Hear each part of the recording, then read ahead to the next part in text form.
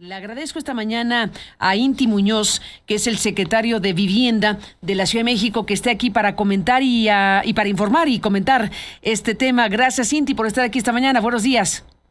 Estimada Carmen, muy buen día. Me da gusto saludarte a ti y a todo el auditorio. Igualmente, gracias, Inti, por estar aquí. Y gracias al doctor Luis Alberto Salinas Arreortua, que es un especialista del Instituto de Geografía en el Departamento de Geografía Social de la UNAM, y que hemos buscado al doctor pues para hablar de estas medidas, para hablar del fenómeno de la gentrificación per se y de las medidas anunciadas. Gracias, doctor, por estar aquí. Buenos días, Luis Alberto. Hola, Carmen, ¿qué tal? Gracias a ustedes por la invitación. A los dos, muchas gracias por estar aquí. Inti, cuéntanos primero, ¿a partir de qué diagnóstico se toman estas medidas? Y luego nos cuentas las medidas. Pues, Carmen, a partir de un amplio diagnóstico, un diagnóstico que es permanente, que es profundo, es cotidiano, sobre las dinámicas en materia habitacional, mobiliaria, económica, que el gobierno de la Ciudad de México lleva a cabo para darle forma, sustento a su política de vivienda, a su política de ordenamiento territorial y planeación, lo cual nos ha llevado a que las medidas que se anuncian en este llamado Bando 1, que dio a conocer ayer la jefa de gobierno, se funden en la convicción, el entendimiento pleno de que son necesarias, urgentes, tanto medidas nuevas como afianzar, fortalecer políticas que ya se llevan a cabo. Ya se ha informado en lo fundamental. El Bando 1 busca un proceso de estabilización del aumento de las rentas en la Ciudad de México frente a lo que ha sido un fenómeno de encarecimiento desmedido, sobre todo en algunas zonas. También esto ha acompañado, o teniendo más bien en la base, un proceso de encarecimiento del suelo por distintas dinámicas especulativas, sobre todo en la ciudad central.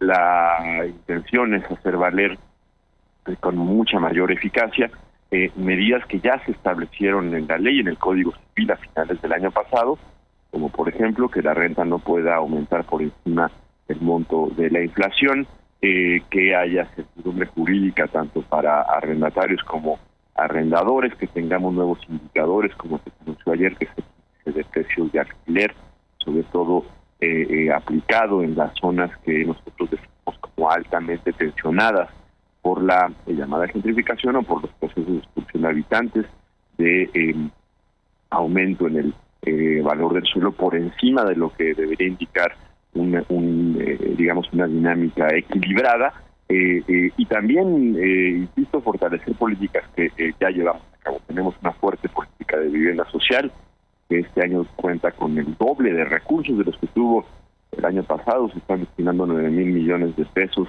a la ejecución durante el sexenio. Este año, 9,000 millones de pesos para ejecutar la parte que toca a 2025 de una apuesta por 200,000 acciones de vivienda asequible a través de distintas modalidades, donde yo quiero destacar que, por ejemplo, se ha echado a andar el primer programa de vivienda pública asequible en arrendamiento en América Latina, lo cual generará a partir de estas nuevas modalidades que beneficiarán a los sectores más vulnerados por la gentrificación, los jóvenes, los adultos mayores, las madres solteras, los trabajadores de la zona central, la posibilidad de rentar un departamento en un monto estrictamente asequible. ¿Qué significa eso?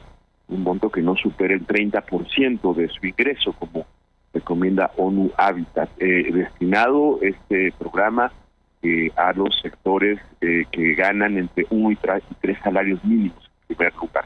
Es decir, que una familia que tiene un ingreso, el jefe de familia gana 10,000 pesos, digamos, pagará una renta que superará apenas, no irá más allá de 3,000 pesos en una vivienda considerada adecuada, prioritariamente en la ciudad central.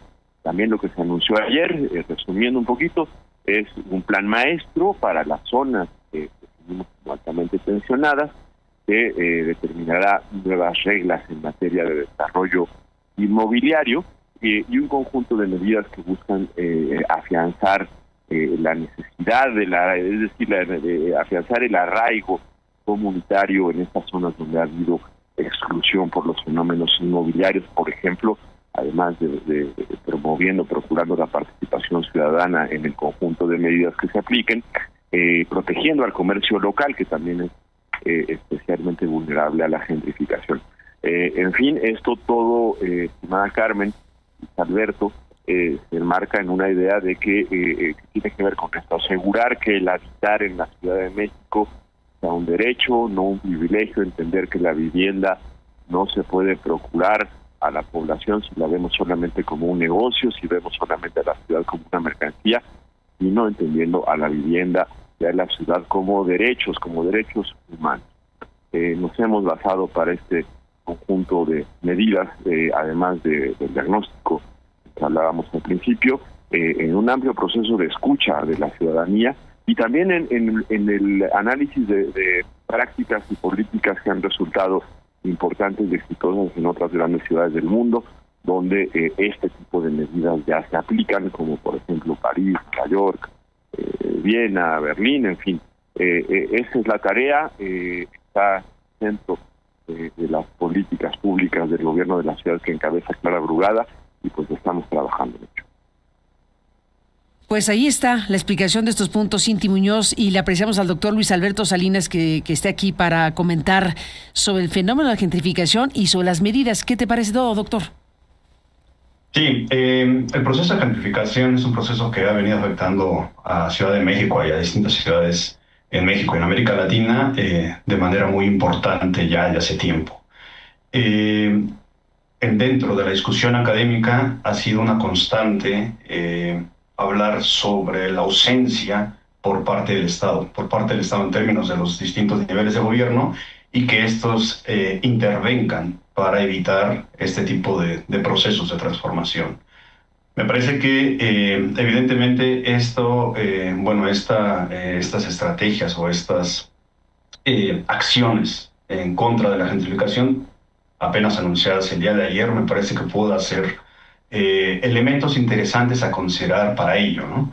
De manera particular, me parece que estas 14 acciones se pueden resumir o se pueden seguir, digamos, 4 ejes importantes que me parece que están destacando, que tienen que ver con los alquileres, de manera particular, como bien decía Inti, bueno, a finales del año pasado se hizo alguna reforma al Código Civil para que los incrementos de los alquileres pues no rebasaran el porcentaje de la inflación reportada por el INEGI.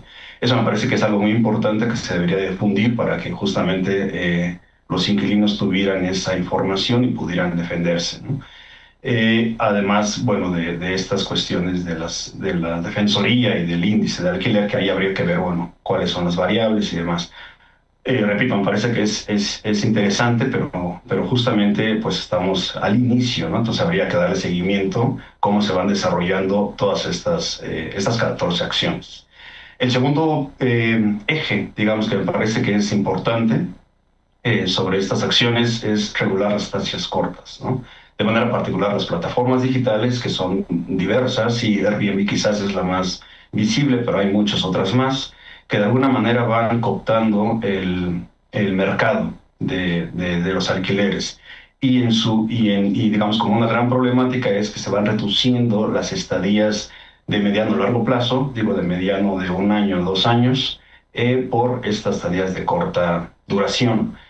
El tema me parece que evidentemente cuando se comienza a pensar o a plantear ese tipo de normativas, nos enfrentamos con fuertes intereses, ¿no? Y fuertes intereses me refiero, pues, desde que principios de este año, bueno, hay una normativa que estaba generando un padrón, que está proponiendo un padrón de estos alquileres de estadías cortas, y además que está regulando a 180 días. Pero aún así, me parece que es algo muy inicial, pero aún así, digamos, la misma plataforma se amparó y es una situación que ahorita está detenido, ¿no? El otro eje importante es vivienda social.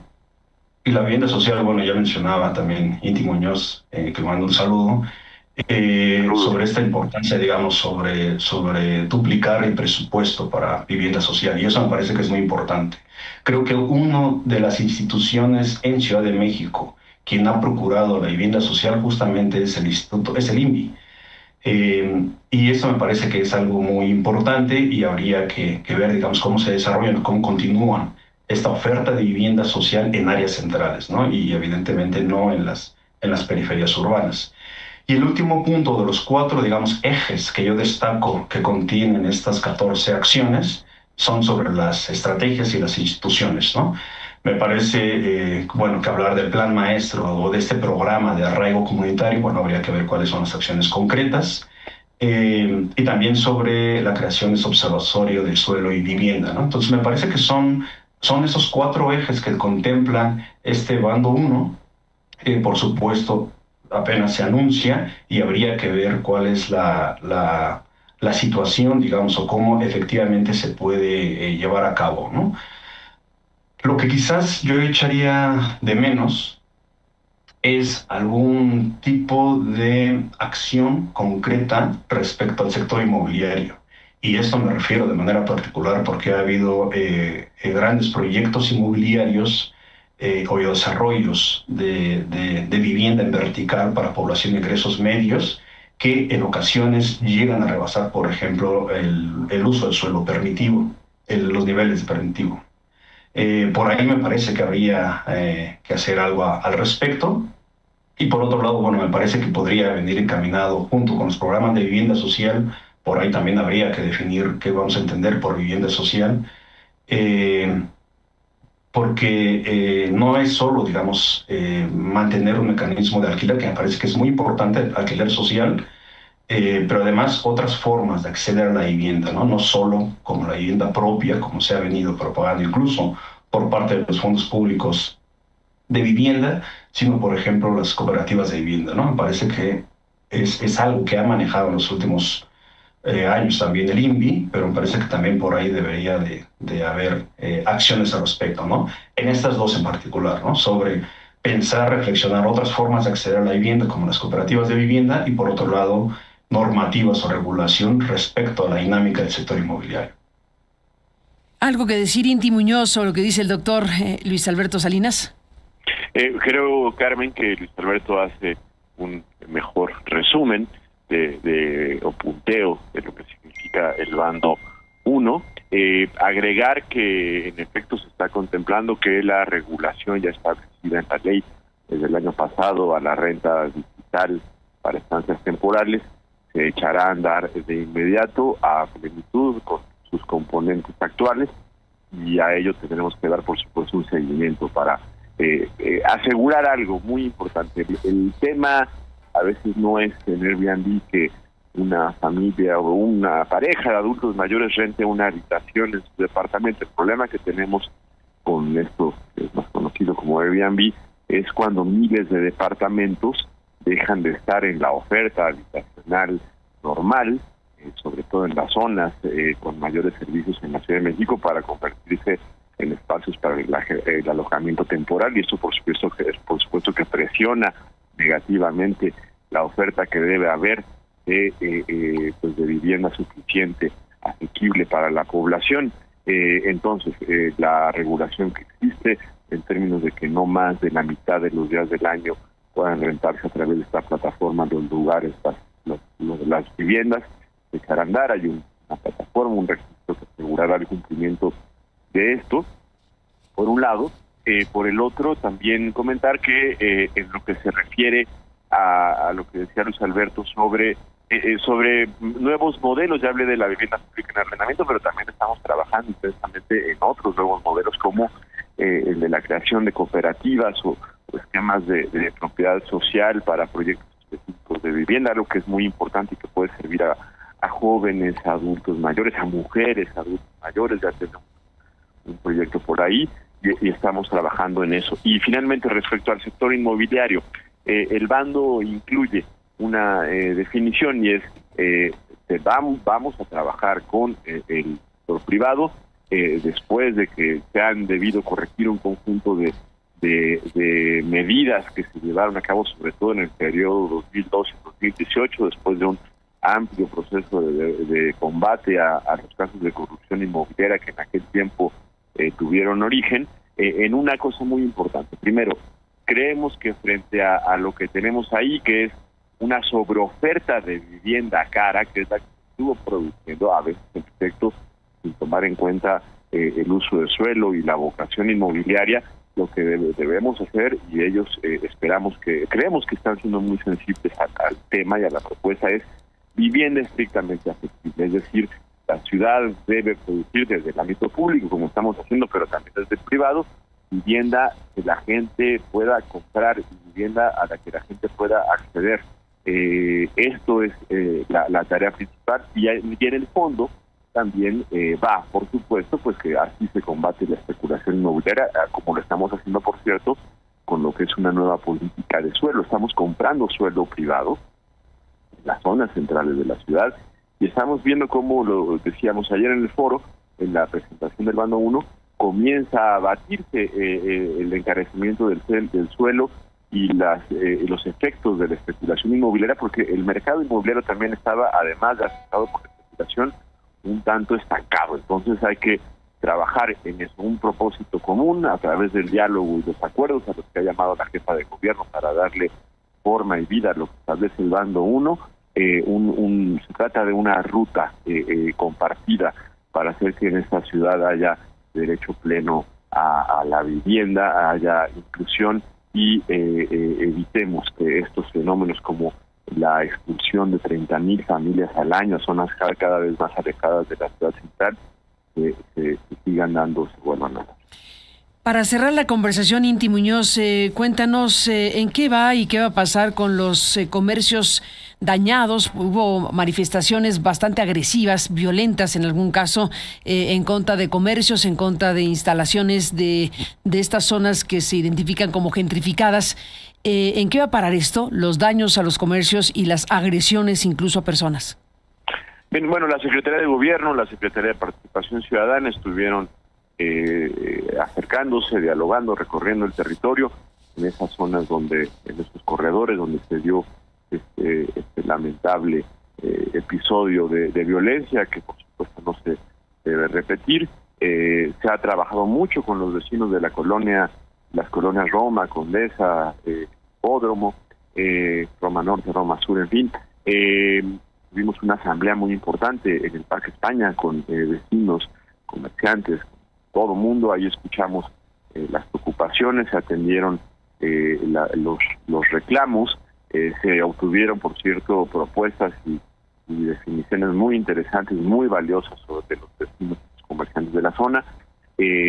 Entiendo que la Secretaría de Gobierno, la Secretaría de Seguridad Ciudadana están trabajando, acompañando en la reparación de lo necesario a las personas que se vieron afectadas por esto. Y lo más importante es que también se anunció que habrá nuevos protocolos para que este tipo de manifestaciones, cuando a veces de forma ajena a lo que la gente que está planteando en una manifestación, luego pues aparezcan grupos que llevan a cabo actos de violencia, pues esto no se debe repetir, hay que trabajar en ello. Pues seguiremos en contacto. Inti Muñoz, secretaria de Vivienda de la capital del país, gracias por tomar la comunicación esta mañana y buenos días. Gracias a ti, Carmen. Un abrazo, Luis Alberto. Estamos en contacto. Gracias por estar aquí. Gracias, doctor Luis Alberto Salinas, por estar aquí esta mañana y buenos días a los dos. Gracias, Carmen, por la invitación y un saludo, Inti. A los dos, gracias por estar aquí.